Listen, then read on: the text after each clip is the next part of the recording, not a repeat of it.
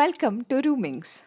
Every week, we take mini dives into topics and explore it on what it is, what it can be, and what it should be.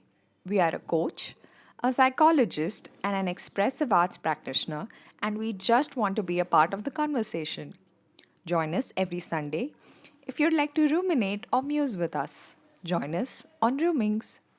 Hello and welcome back to another episode of Roomings. We have been missing for about 2 weeks, I think, and we have missed recording and we have missed speaking and we have missed all our jokes with each other and we've missed these online conversations.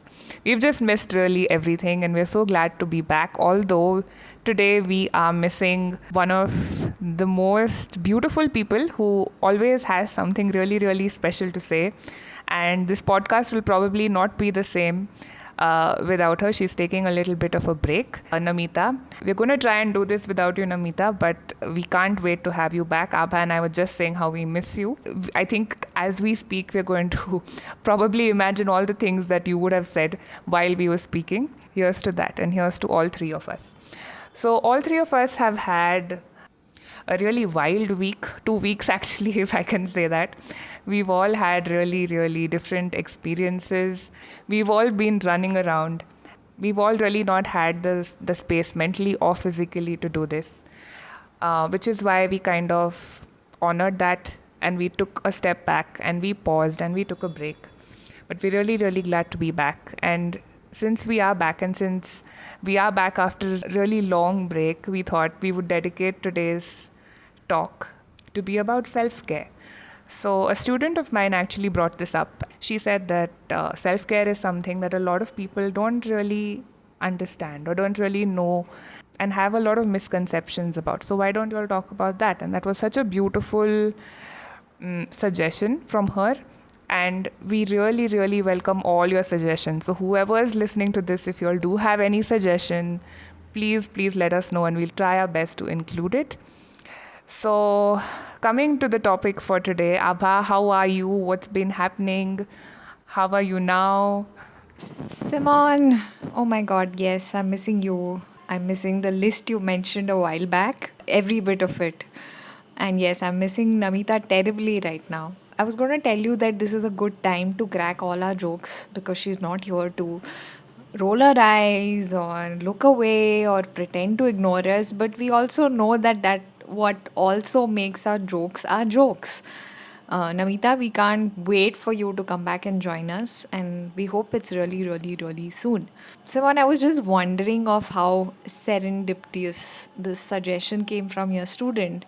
It was such a beautiful suggestion, and it came at a time where we needed it. We needed someone to remind us of the importance of self care, and we actually got a lot of time to introspect what it meant for each of us because we were clearly trying to implement it and in our realities in our wild 2 weeks. It really made us pause in a very good way. It centered us and gave us a lot of hope, strength to do and cope with whatever it is that all three of us were up to in these 3 weeks. So yes, it was my 2 weeks have been challenging to say the least. We are in a time where we are encouraged to take this time out for ourselves, to take these pauses, to honor this. There's a very thin line between honoring and escaping what it is that we have to do and we are going through. And roomings was one such thing that I was almost on the brink of escaping under the pretext of taking this pause till this self care topic happened, and it gave that inspiration or a motivation to get back into this rhythm of recording, of editing, of posting, and another new thing to look forward to. When we would do these recordings, it was another beat to our rhythm, and it was so beautiful. And I didn't realize how much I missed it, and it was easy to let go of it. And when I saw your face right now, Simone, it felt like, oh my god, why was I not doing this? Or why didn't we do it sooner? But I'm happy we did it now. So this is where I am. How have you been? I resonate so much with what you said about seeing my face because when I saw yours, I felt the exact same thing. And I was so happy that you asked us. Like, I think it was your pushing that got us back on track. And thank you so much for doing that because without that, I think we would have definitely missed another week. I think all of us have had a tough 2 weeks, me too. And I think all of us somehow have had a tough 2 weeks in the health department for ourselves or our family members. And we've kind of realized the importance of physical health as well as mental health. I think these 2 weeks have kind of just put a mirror to our faces and actually made us look at it really, really closely. My question to you, Abha, is during these 2 weeks and even before that, when your routine is kind of not on schedule, what do you do to take care of yourself? What do you do to take like a step back and just take that time out for yourself? I'll tell you what I ended up doing past few weeks was I realized that I was missing my routine. I was missing a certain rhythm, as I said earlier. Of course, that leaves you with all sorts of sensations and feelings. You have a lot of time on your hand, yet you are busy. You don't have the strength really to do anything. Your mind has all the time in the world to overthink itself to exhaustion, and that doesn't help. For me, it was first to keep asking myself, what is it that's bothering me? What is it that's really annoying me? Or why am I feeling restless? Once probably I understood that, okay, I don't have enough to do, or I am tired, or there were different answers to different times of the day, or there were to the state of my health at that time, or to whatever was happening. Or that's when the mind takes over and says, okay, okay, okay, stop, let me overthink this for you. And that doesn't help because your body also responds in a certain way to that. It took me a while to get used to the fact that yes, I was doing all of this, and that was impacting me, and that wasn't really helping me. And then once I realized I was doing that, the easiest way to cope with this is to distract yourself, literally like a child. I found myself doing that by watching something or by just scrolling mindlessly on social media. I did all sorts of things, and I realized even that's not helping because you're just distracting yourself.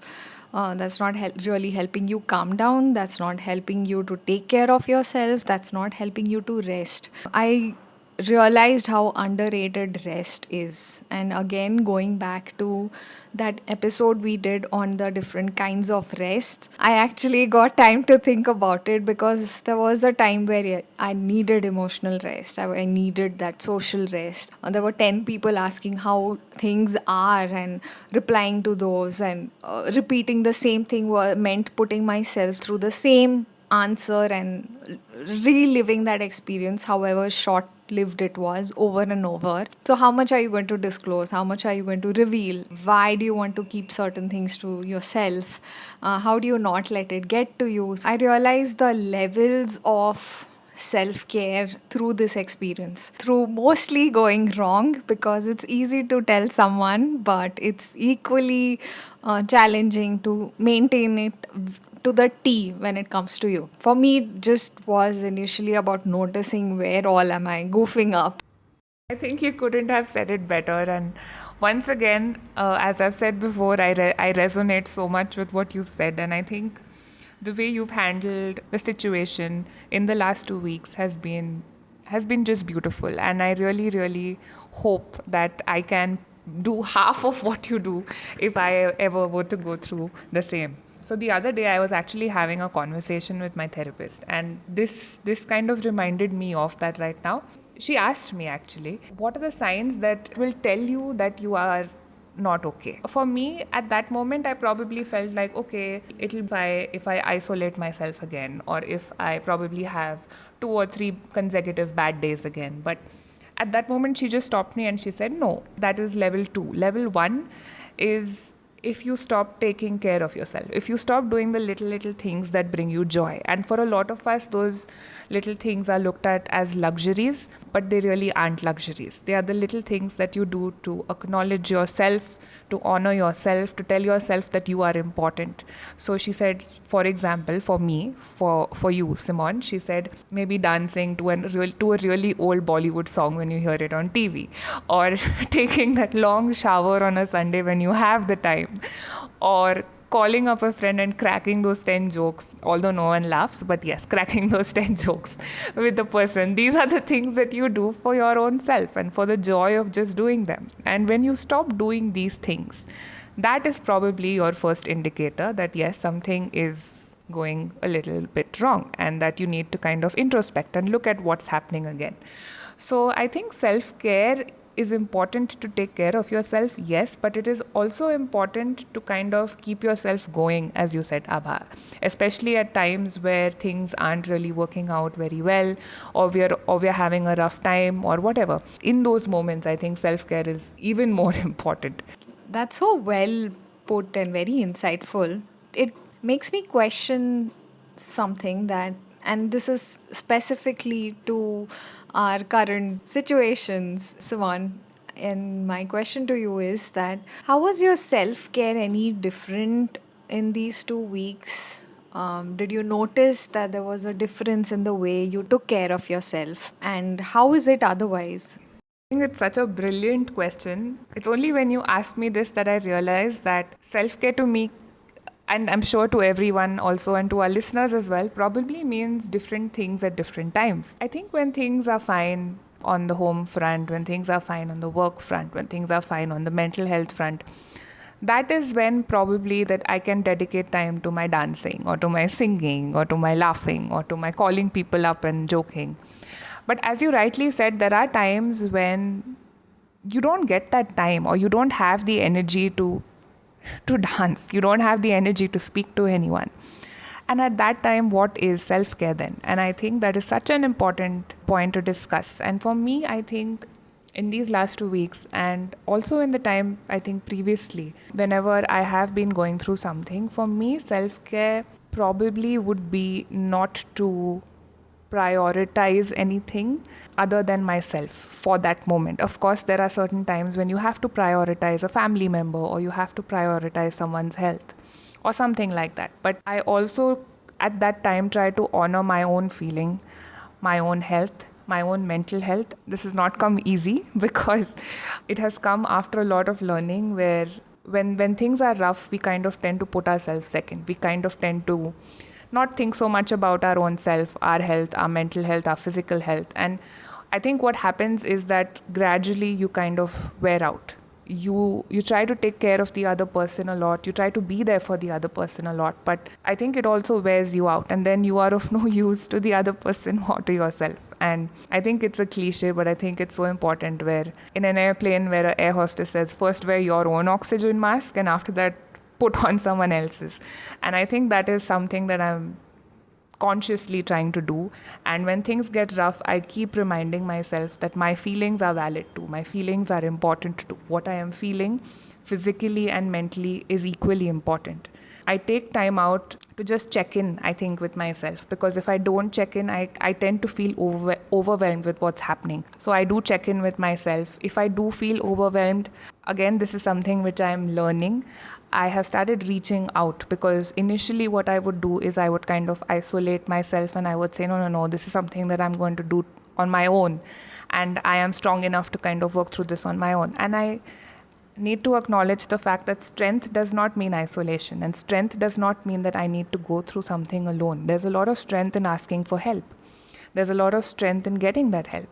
And I think checking in on myself and asking for help are the two things that I do when things get really, really rough. And they have been helping me in whatever I have been going through. So it makes a lot of sense. Thank you for asking me that question because it's actually really in my head made me categorize this, and it's not something that I consciously was aware of before this. So thank you so much. Again, same question back to you.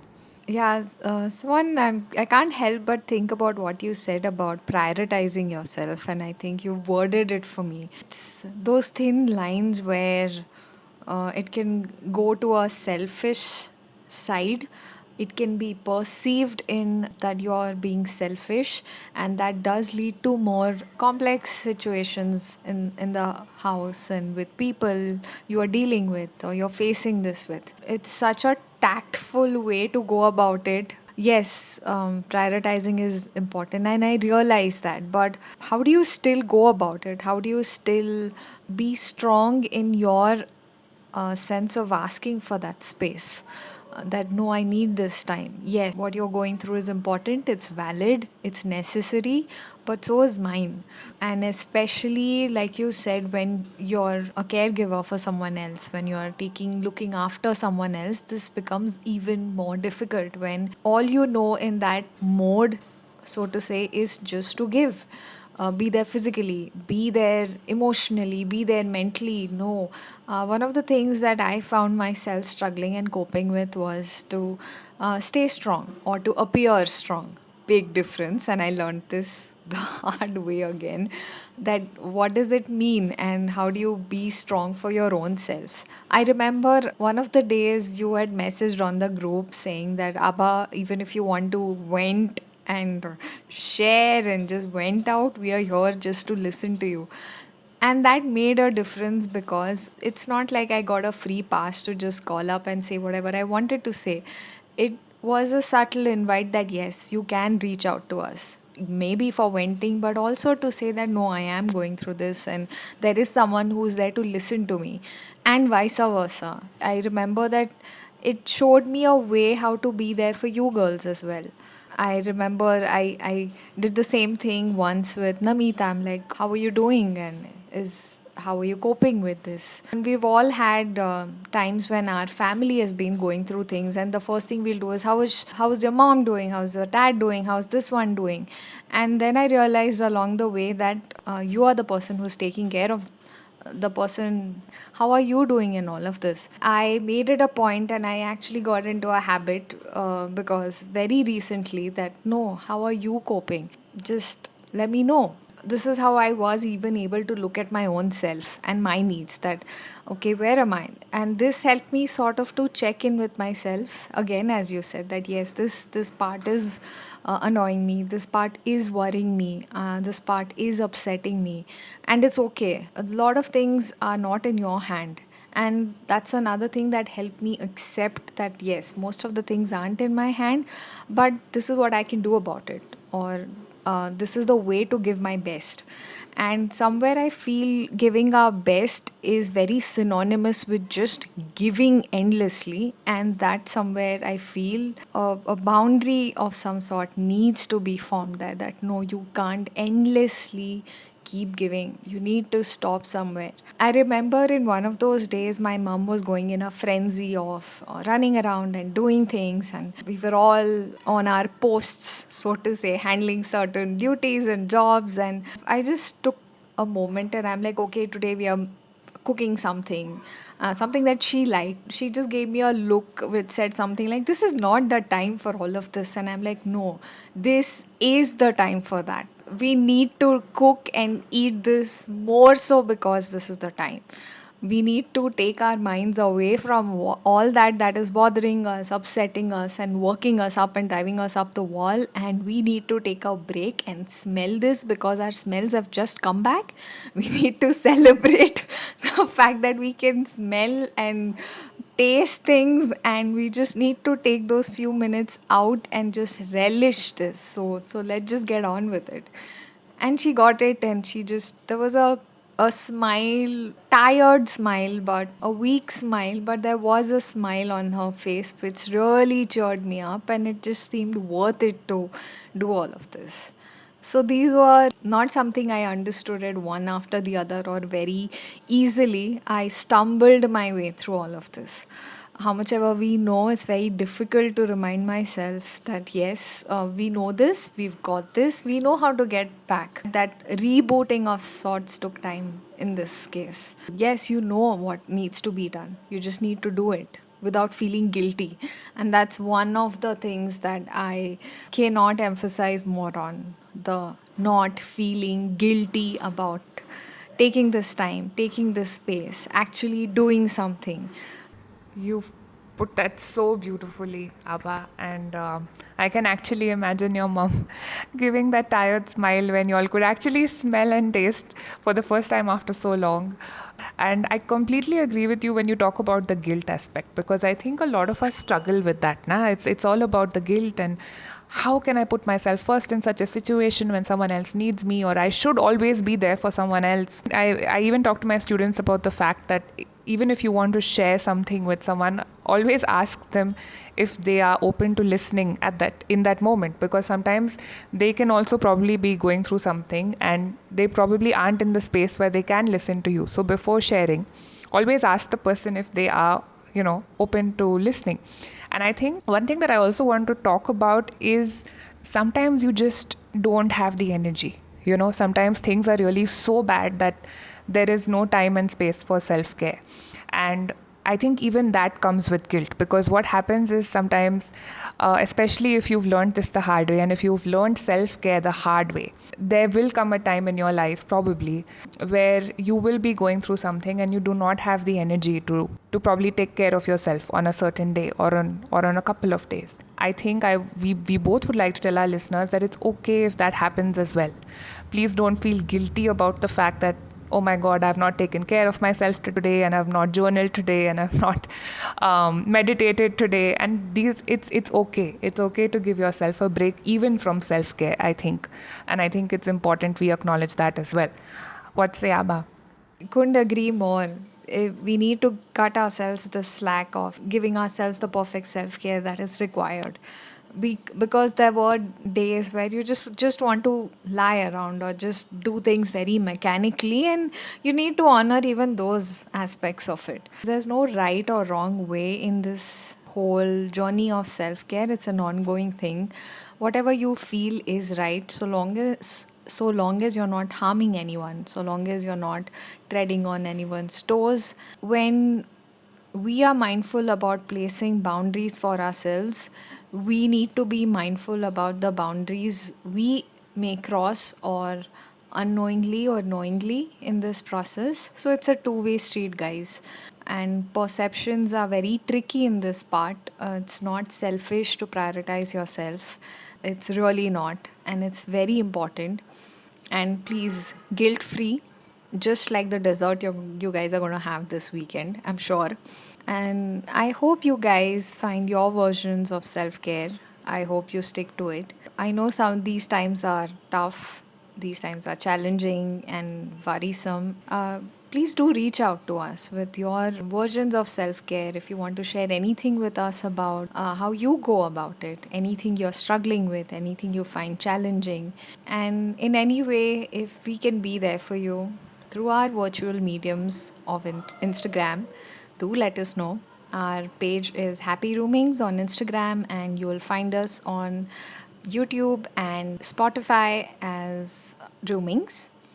Till then, happy roomings and hope you guys have a lovely week. See you next Sunday.